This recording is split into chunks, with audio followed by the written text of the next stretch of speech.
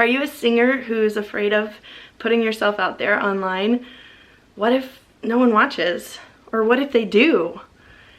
In this video, I interview Sarah Watson on the Rustic Songbird podcast, and she talks all about overcoming that fear of going live and what it finally felt like when she went for it. So I hope you enjoy this interview. Make sure to give this video a like and subscribe to the channel for more interviews with songwriters like this coming soon.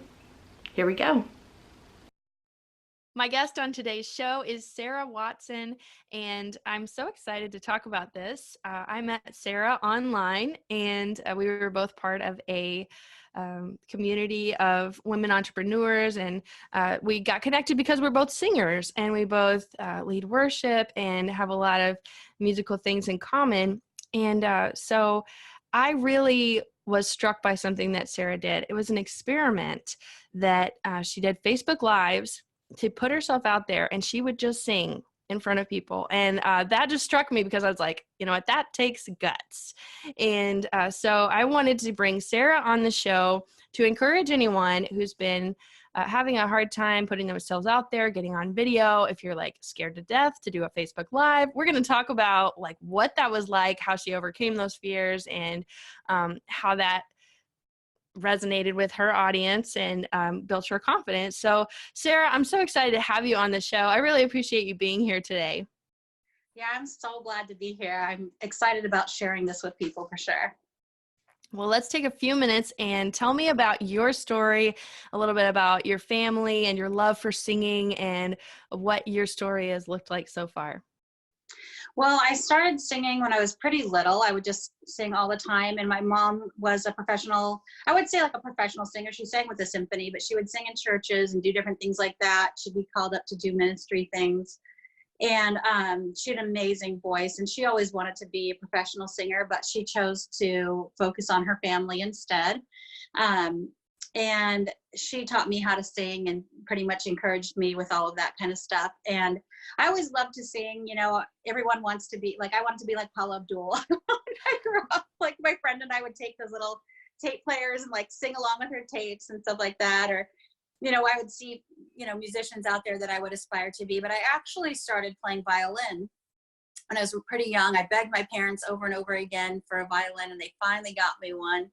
And I started doing that, and I ended up playing like on the church orchestra and things like that. We went to a pretty big church where we had some amazing music available there. And when I was a senior in high school, somebody said to me, one of the ministers at the church said, you know, hey, Sarah, you're really musical. We need somebody to lead worship for junior high. Would you be interested in that? And at that time, all I played was the violin.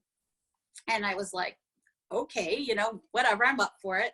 So I took my babysitting money and got this like super cheap guitar, but it wasn't cheap enough. I was still short a penny, and somebody at the counter like plopped down a penny for me so I could buy this totally broke guitar, which is funny to me because nowadays, like, you could spend that money and actually get a proper guitar. But back then they weren't cheap. And within a couple of weeks, I was playing in front of the junior hires, and it was so much fun, and it was such a blessing. And junior hires are so awesome because they don't care if you suck. Like, they're thinking to themselves, some, you know, high school senior is in here and she's playing music with us, and that's cool. Like that was enough for them, just the fact that I was investing in them. Mm-hmm. And so it was a very gracious place to learn how to play music and do things. And because I knew tons of worship music, it was easy to learn the guitar. And I had always written poetry and done things like that, and written, you know, short stories and things. And so it was just this natural transition to start doing music. And so when I was in college, I did different music festivals and things like that, and did worship with the church. And but I saw something in the music industry, and even in the Christian music industry, that I didn't like. And it was just the lifestyle. And it was, you know, even in the Christian circles, it was like very difficult to hold on to your faith and to follow the Lord in this very transient lifestyle. And it just didn't appeal to me. I always wanted to be a mom. You know, I always wanted to get married, and I grew up on a farm. So being at home was like a big deal to me. And so I would have these different opportunities, either Christian wise or secular wise. And I just kept passing them up. So obviously somewhere in my heart, I knew that wasn't the path for me. You know, I struggled with different things. And I thought, you know what, if I go into that lifestyle, it's over. Like, I'm just not going to be following God. And you have to put that first before anything. But God always had this, you know, put this desire in me to do music. And so I didn't know like where to go with it. And I got married and started having kids. And there was just this like sick feeling in my heart. Like, why would God give me a gift and then like, I'm not even supposed to use it? And at that point, I wasn't even felt called to do worship, to lead worship or do anything. So it was pretty frustrating. And one of my friends that I grew up with, when we used to sing together with the Paula Abdul stuff, she had the same thing, you know, and I think to this day, we both kind of still struggle with that, but I feel like God's faithful, and I should say, I know God is faithful, and he, you know, he'll take you where you need to be. So I'm learning to lay all that worry and stuff aside. But yeah, it was like years and years, and I would still write and do things, and people would, you know, hear me every once in a while, and they'd be like, you need to be on American Idol. And I'm just like, no, no, just no. I don't want to be part of that rat race. I don't want to be part of that community. That's not where God's calling me to be. But it's really confusing when you feel like there's no outlet for you at all. And my mom passed away pretty young, and right before she passed away, we started these dual blogs. And I love homemaking. I have 5 kids. I homeschool. Like I said, I grew up on a farm. And so what we wanted to do was I would do this like homemaker's almanac, and she would do this like, you know, farm wife's almanac. And we were going to do these dual blogs together. And she passed away within a few months after doing that. And so a few years later, after having a couple more kids, I decided to or one more kid after that, I decided to pick it back up again. And I started going just gung-ho for this thing. And I felt like, man, I could bless all these moms, help them with homekeeping and encourage them in the Lord. And God was like, I already gifted you. I already gave you music. If you're going to put this time and energy to something, why aren't you doing this gift that you were given? So I was like, okay, this is going to be interesting. You know, what am I going to do? And, you know, when I had first gotten married and when I was starting to do all the music, you know, I was this young, skinny, cute little, you know, teenager or whatever, you know, that fits right into the music industry. They'll welcome you in with open arms, you know. But when I started doing the music, I'm this almost 40-year-old, you know, overweight lady with 10 million kids. And I just did not fit into that of anything that was going on during that time. And so I was pretty frustrated and upset, and, you know, was just like, man, I don't know where God has for me in this thing. And I don't know how to bust in this industry. I live in a very rural area. So it's not like I could just go to the city and, you know, go play some show somewhere and be heard. There's just not that opportunity where I live. And so I saw this person on Facebook doing these Facebook Lives. She's like a country singer. And I thought, you know what? I could do that. I could go on live, and a lot of the stuff that you and I were in with entrepreneurs, they're telling you, get on Facebook, go live, do these things. Mm-hmm. And I'm thinking, I don't even like looking at myself in the mirror. I don't want anyone else to see me. I'm totally embarrassed. And then finally I realized, it's not even about me. Worship and service and all of that, isn't even about us at all. We're just the vessel, you know? And, you know, you can pour the finest wine through a cheap cup and it's going to still taste like a fine wine. You know, I don't have to worry about any of that. You know, yeah, we should take care of ourselves and all that kind of stuff. But I realized that if I was doing what God asked me to do, it wouldn't be about me. Mm-hmm. And so I just decided to start playing. And it was pretty shocking, how much people responded to it. I just didn't, when you don't have anybody giving you any feedback, you just don't know, you know? Right. And I just got so much good response. And the weird thing for me, because I had to stop, I have an autoimmune disorder, and I got super exhausted and I had to step away for a while. And I actually had to again this year, but I'm just you know what? I'm just going to go, when I feel good, I'm going to plug away at it. And when I don't, then I'm not, you know? But I would play some songs that I had written that were kind of more personal, things that I had just because I kind of journal when I write music. And I didn't think that people would really respond to them. I didn't feel like the lyrics were that universal.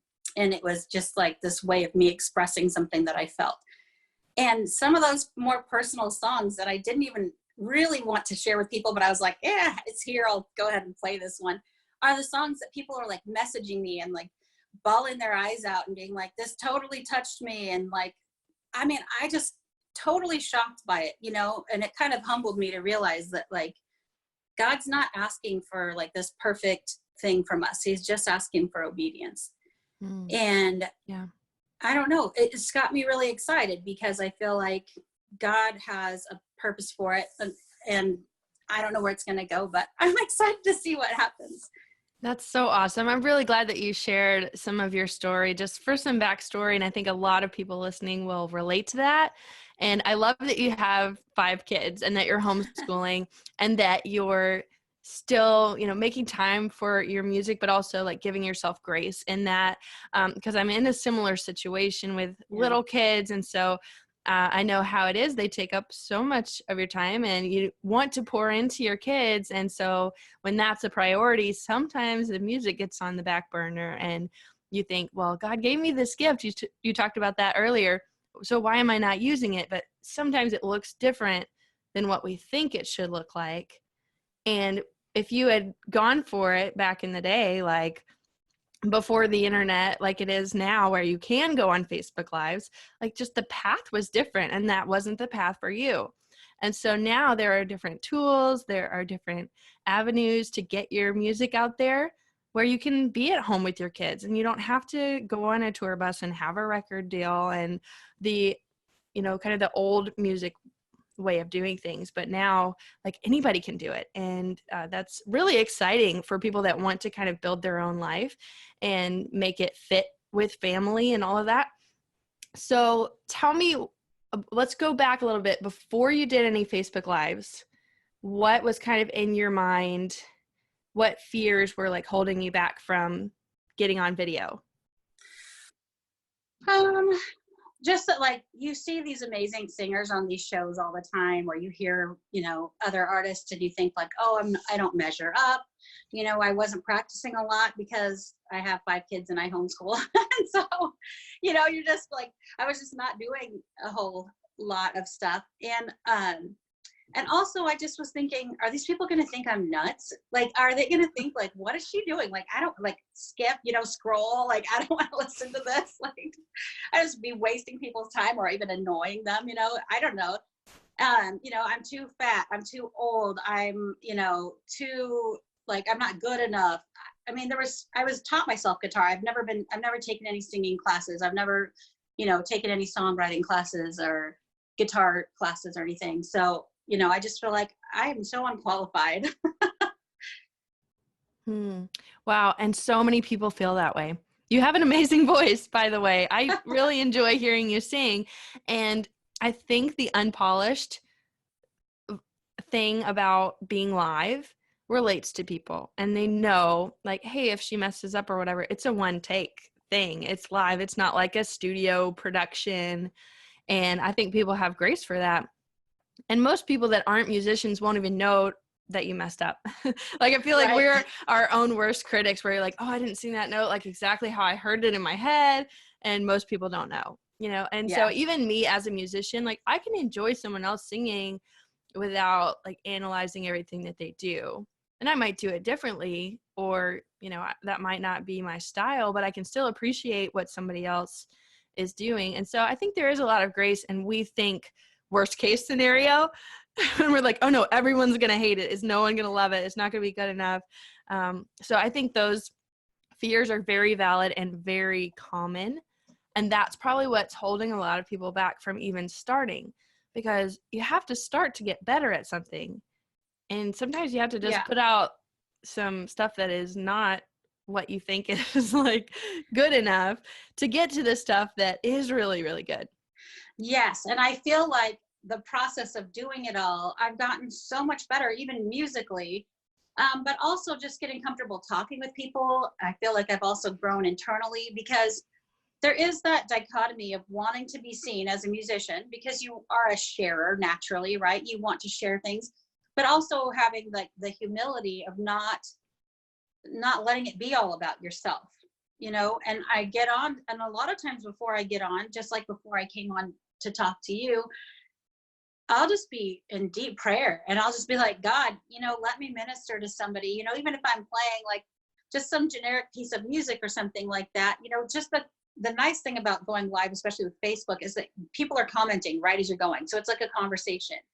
And there may be somebody who says, you know what, like I needed that today. Like I needed to stop and just smell the roses. Like I needed to enjoy something. I needed to be lifted up. And it goes even further than that, because if you really care about your audience, if your music is, whether or not you do secular or Christian music or whatever, if your purpose is to serve the Lord in anything that you do, whether you're building a house or cooking a meal or doing whatever, it should all be for the glory of God. And that purpose is not static. It doesn't just happen in that moment. You're building a relationship with your audience. And I've had so many amazing people message me and tell me, how deeply what I'm doing has affected them, and created some pretty close relationships with people online, and been able to minister to them over time because of what I'm doing. And so I'm super excited, because I feel like I'm seeing a glimpse of what God can do with my music, which I'd never had seen before. And if I wasn't faithful and took that leap, I wouldn't have known. Like you tell your kids all the time, you won't like it unless you try it, You don't know if you like it or not unless you do something, Right. And I think a lot of people are scared to try, and that's understandable. But if you don't try, then you won't know for sure. And so I want to encourage people to just go for it, just try it. And even if it helps one person that's watching, maybe it just makes their day better, or it makes them smile. Or like you said, somebody's saying, I needed this today. That makes it totally worth it. So who cares if it doesn't have a ton of views? Maybe it has 10 views. Well, that's 10 people that you've impacted. And if it's your mission and you're calling to like play worship music, or, play for God's glory, and you're singing uplifting songs, the world needs that so badly. And there's so much negative and so much bad news and so many people complaining on Facebook. Just think about if you were scrolling through and you're having a bad day and a video pops up of someone like praising the Lord and sharing their story, and maybe that's just, that breath of fresh air that you needed. You could do that for somebody else. And all it takes is you showing up. It doesn't have to be perfect. Like we're talking about, you're live, like things are going to happen. You're going to have weird background noises, or a siren's going to go by, or you forget the words. That's happened to me. And you just kind of laugh it off and keep going, So tell me, you talked a little bit about the people's responses to your lives, but how did you see change in yourself once you started doing this regularly? I feel like when you're a mom, you put everybody else first. And there is good in that. You don't want to like shove your family off to the side and be like, see, I'll get to you later, Right. They come first, for sure. Right. But I think you can lose yourself a bit. You can't give to people when you're not being fed. Mm-hmm. And for me, music it feeds me. Like just even sitting down by myself with my guitar, not going live, not doing anything, like I'm fed by that, and then when I've been going online, I've been realizing, I can't, just like God, we're not supposed to stand in judgment of other people and, be hating on them or whatever. We shouldn't be standing in judgment of ourselves. We should let that refinement come from the Lord. I saw this awesome thing on Facebook today. It says, I found that becoming the better version, like becoming more like Christ, is much better than becoming any better version of me. Wow, that's good. And I just thought, that really hit me. I shared it with my kids today. I was like, guys, this is what we're going for. Mm-hmm.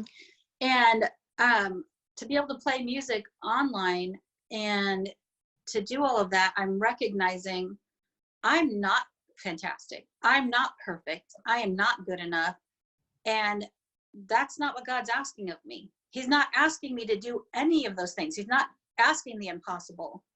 He's literally just asking me to show up, and then he's going to be glorified through whatever I do. And it just took this big weight off of me for music and for like judging myself and not being the perfect person that I think I'm supposed to be in order to do that, which is all a lie anyways. But, right. But I just, that pressure that we put on ourselves, a lot of it's been relieved because I realized the more I do it and the feedback that I get from people that I'm not there to glorify myself. Mm-hmm. And it's okay to just show up You know, one of my favorite songs is Just As I Am. Without one plea that thy blood was shed for me, O Lamb of God, I come. And gosh, that's such a powerful thing that we need to kind of cling to and realize that we're not out there to be glorified. And it's okay to just show up and do your best. And I mean, I think people can get that confused sometimes because people will be way too unpolished and they'll just go out there and be like, I love music and I'm going for it. Like, I feel like we should wait for the leading of the Lord for sure for things, you know, not just bulldoze our own way in. But yeah, I think I've gotten a lot out of things just by realizing that like God in his perfect way is going to be glorified through whatever work I put out there. Yeah, I love that. I think we do have to get out of our own way.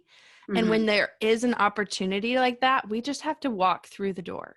It's an open door. We're not beating the walls down. God's saying, okay, here's an opportunity. And we just have to walk in it and just trust him and go for it, do it anyway. And know you're not going to be perfect the first time you try something. And know it's not going to be perfect like to whatever standard you think it should be. But that shouldn't hold you back, because what if you didn't do it?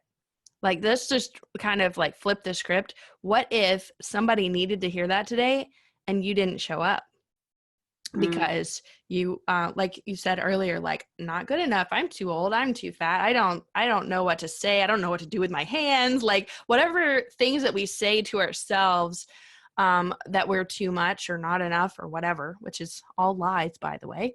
But those things can hold us back. And what if somebody needed to hear that song today and we didn't show up? So that's what I kind of want to leave people with today. If you didn't get anything else from this interview, I think there's so much good stuff here, but just showing up is what God's calling us to do. It's like, he's not calling us to be perfect, and he knows we're not perfect anyway. And so just being there, you know, just saying, hey, this is what I'm going through today, or this is what I want to share with you today, whatever's on your heart. And if you sing that worship song, you know, from that place, that's all he's asking.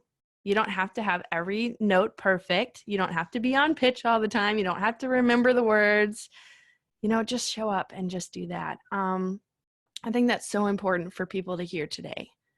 And so I'm really glad you shared that, just that it's, you know, built your confidence and also just your level of trust that the Lord's going to use it in spite of yourself, which is what I pray for a lot of times. If I'm going on stage to lead worship, I'll pray for the Lord to use it in spite of me.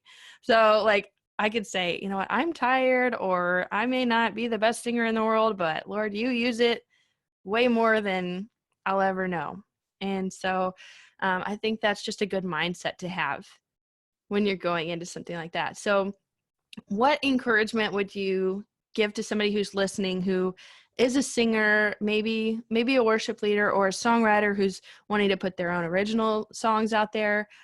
What would you say to somebody who hasn't pressed that red record button and who is like maybe scared to death to actually go for it? I would say that God qualifies you, right? I feel so unqualified. I still feel unqualified, but God is like fills the gaps, you know, he fills all those gaps that we have. And I know, like, even for me, when I was going through all these classes, because I wasted so much money and so much time, like trying to figure out the right way to do things. And I really should have just pressed record, you know, and we keep thinking like, well, I don't have, like, I still to this day, I have one song that I recorded with just me and my guitar that I put out in the middle of all of this. I don't have an album yet. Oh, I don't have a website yet, you know. Oh, you know, I don't know the right way to do this. You know, people can't find me anywhere because I'm only on Facebook, or, you know, I don't know what to post. You know, I don't know what to post outside of these things. Like, what do I even say to my audience? How do I get people to my page? I don't know how to get people to my page. There's like a million reasons not to do it. And like, you've just got to say like, you know what? Here I am, Lord. I'm willing and I'm ready and I'm doing it. And this is something I struggle with. So I'm not like the guru of doing it, but that's the cool thing is like, I'm still doing it and I'm still not the guru. Like, I was just learning how to record stuff this week because I have all the equipment, but I don't know how to use it. And I was just like, you know what? I just have to start with getting a good vocal track down. Like I can practice like one thing. I can work on one thing. Oh, I And love so, that, because you talked about how all those things can be really overwhelming, yeah. like thinking about getting all your ducks in a row and everything perfect, and know, you know, the recording software you're doing and the equipment, and like when to post it. Like there's so many things you could, you could figure out, but if you never press record, it's like, what good is all that information? It's just holding you back. So for you Yeah. being able to just press record and you're like, I'm going to learn as I go. I'm going to show up as I am. Like you could sing a cappella if you don't play an instrument, or you could just, play a song that 4 chords and play on the guitar or the piano, or, sing to an accompaniment track or whatever you want to do. There's so many ways to do it, of just going for it and showing up and not waiting for it to be perfect. Yeah, I mean, when I started, I didn't have a music, like I didn't have a stand to, do my thing on. I didn't have like the proper sound setup, whatever. I literally just pushed like, go live. I Yeah, just kept that's doing it. it Just every push day the for 30 button. days. Yeah. Yeah, I did it every day for 30 days, and man, it just transformed me. Like it changed me, and it took away a lot of that fear. Just going and doing it makes a Mhm. huge difference in terms of like breaking down those barriers. We put it all up in our mind, and it's this huge, huge thing, but really it's not as difficult as we think it is. Yeah, you're so right. And I still, like, my mouth gets dry when I press record on anything, and I forget what I'm going to say. And, like on Facebook Live, when I've gone live, I'm like, all right, I want to get everything together. And then I'm like, you know what, I should just go for it. Or, yeah, when you see it and it's all, actually, for anybody that hasn't gone live yet and you're just scared, like, it is scary when you're doing it and you just do it afraid. You have to do it anyway. And so, like, I've got my phone here. If I go to my Facebook app on my phone, when you go to the post, let's just talk about how you can do it if nobody's done it before. You just go to where it says, what are you thinking about? What's on your mind? Where you would make a Facebook post, and then you can click the live button, and you can put in a description if you want, and then you can click go live. And I want to challenge everybody to just do a test. Like you don't have to sing. You could just say, hey, everybody, hope you have a great day. Bye. Like make it super simple on yourself. But just click go live. It counts down 3, 2, 1, as long as you have a good connection, which is sometimes a struggle. I get that. And then you go live, you talk to your people, you get comments there, and you can have that conversation with people. You could sing a song and then say, hey, let me know in the comments what you thought about it.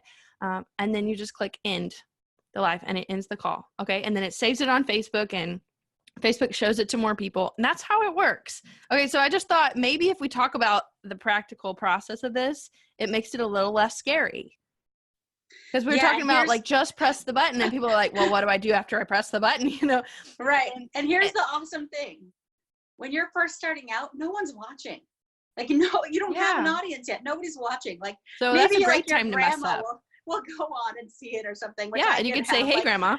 yeah, my grandma would go on, my brother would go on, And if it was a really huge flop, like 2 people in my family had seen it. Like, Yeah. or my friend from down the street that doesn't Mm-hmm. care if I mess up. Like, it wasn't a big deal. And you know what? There's always the delete button afterward. You're going, okay, 3 True. people saw that. They still love me, but the rest of the world might not be so accepting. It's okay. I can delete it. Now, don't get like delete happy. Be okay with imperfection. But Yeah. if it's like a huge flop, like if somebody burst in the door and it was like, hey, where's my socks or whatever, you can go Yeah. ahead and be like, okay, The mom guys, life. I've had to do that on lives where I'm like in the middle of this huge thing and one of my kids is crying outside the door and I'm going, okay, mom life, life's over, I got a priority here. And that Mhm. might even be an encouragement to people that like, you can still go for your dreams. You can be a mom and you can still say, you know what, I'm going to prioritize this. I got to go. Mhm. Yeah, I love that. And so I want to challenge people that are listening today. If you haven't taken the plunge and recorded your first live, I want you to do it today. I'm going to just say, don't wait, don't put it off any longer. Just go live for a minute, go live and do a song. You don't even have to do that. You could just talk to people and get over that initial fear of going live, because man, I mean, once you try it, it's not that scary. I feel like it gets less scary, even though I might still get nervous, like, oh, what am I going to say? Or how's it going to go? You don't know that. But then afterwards, you're like, hey, that wasn't so bad. So once you experience it for yourself, then you realize, okay, the world didn't end. And it was actually pretty good. Now I go back and watch some videos of myself that in the moment I was like, I don't know if that was very good. But now I look back and I'm like, I'm glad I did that. I'm glad that is documented, it's recorded, it's out in the world. And so I think it's worth it to just take that plunge and put it out there. Yeah, and I think it comes down to intention as well. It gets easier when you realize like, oh, I'm here to serve people. You know, then it's kind of like that takes the stress out of it for me. Like then I feel like, okay, I'm just gonna do my best, and God, here you go. Like you do with that whatever you're gonna do with it. I've done my part. You know, I've done as well as I can do, and now it's, you know, up to you, Lord, to do whatever you're gonna do with it. Yes. So it's about serving people and about glorifying God and using that creative gift that you've been given. And so, as musicians, like we have such an amazing opportunity to use music to touch people and to relate to them and to use these songs to really change someone's day, maybe change their outlook on something, to inspire. And the world needs more of that. And so I think it's an amazing opportunity to just put things out there. You don't have to have the best camera. If you've got a phone, then that camera is good enough. And you can go on Facebook, on your computer, or on your phone and press live and connect with people instantly. I think that's just so amazing. There's no other time in history that you've been able to do this. The actual like going live is fairly new on Facebook, on Instagram, and just how easy it is and how accessible it is a new thing. And so I think it can be scary, but you can overcome it. You can go for it. And I think you'll be glad that you did. And people are going to be touched by it. And so I want people that are listening today, what are you doing still listening? Go live on Facebook. No, I'm just kidding. If you stayed this whole episode, I love you very much. And before we wrap up, I want to let people know where they can find you on Facebook, and also you created a Facebook page. So tell me where they can find you and then about your new Facebook page. Okay, so you can find my personal stuff on Sarah Beth Watson Music.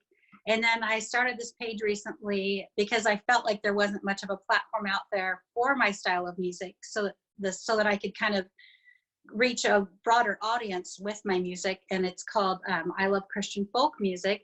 And it's going to be geared more towards women singers and stuff like that. I feel like that's where I'm called to encourage and lead women. But yeah, I'm excited about it because I feel like there's this whole world of people, moms like you and me, who are Christian artists, who do lead worship, who write music that's encouraging.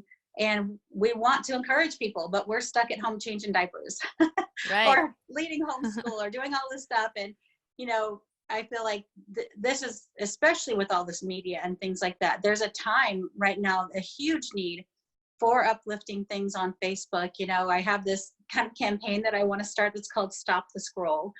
And I want to give people a chance to stop and deeply connect with one another. For me, my biggest purpose in life is to go and make disciples of all men, right? Well, you can't make a disciple by just like posting what you ate for breakfast, which I feel like that's a way to connect with people for sure.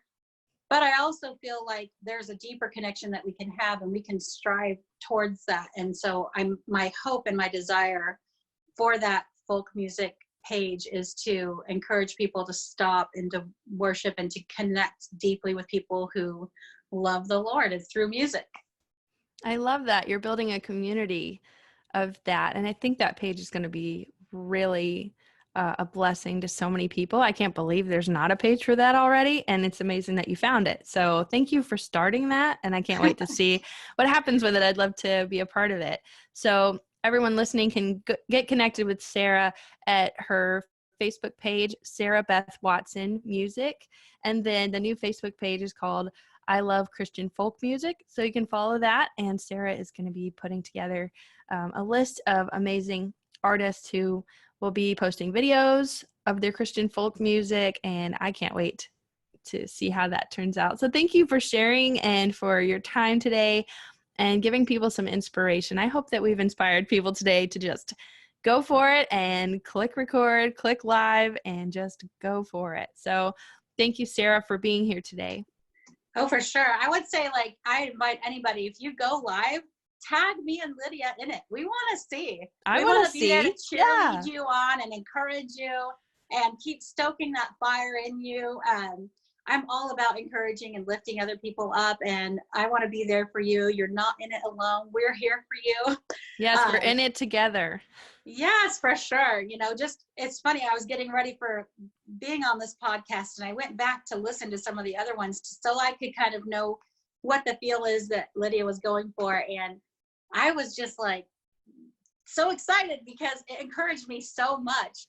And, you know, we need to be stepping out and encouraging one another, just even as musicians. And so, yeah, tag us. Let us know that you've gone live. We want to see it and we want to hear it.